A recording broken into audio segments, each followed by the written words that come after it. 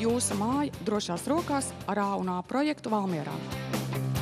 A&A projekts piedāvā galvenokārt projektēšanu, būvniecību, teiksim, arī ēku struktūra fondu finansējumu piesaist, kas, teiksim, veido galveno pakalpojumu, ko mēs šobrīd piedāvājam, tas ir nama energoservis daudz dzīvokļu mājām, lai viņas varētu renovēt un būt taupīgākas. Galvenais uzsvars ir jāliek uz to, ka cilvēkiem jāsāk domāt par to, ka šīs ēkas ir arī novecojušas, gan morāli, gan tehniski, un arī otra ļoti liela lieta ir tas, ka var ietaupīt ļoti daudz, un tādējādi taupot energoresursus, kur paliek ar katru gadu arvien dārgāk un dārgāk.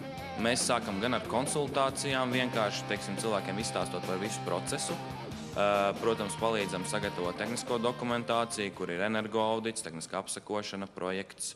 Tad palīdzam uzrakstīt struktūra fondu finansējumu pieteikumu, palīdzam sakārtot finansējumu un, protams, arī palīdzam renovēt, lai mēs varam pēc tam dot garantiju tam, ka to, ko mēs esam teikuši un rakstījuši, ka tā ir arī, tas būs tas rezultāts. Uzņēmums A&A projekts darbojas visā Latvijā, un lūk daži darbības piemēri. Valmierā Viesturlaukumā 4. un 6. nams, Rīgā Palmu ielā 6, Limbažos Sporta ielā 10. Kā Sporta ielas 10 iedzīvotāji vērtē A&A projekts darbību?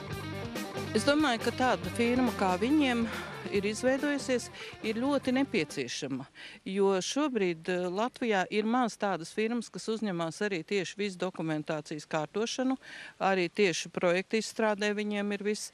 Viņiem ir viss pilnais komplekts, kas ir nepieciešams, lai varētu siltināt, lai varētu apgūt Eiropas līdzekļu apgūvi, ja?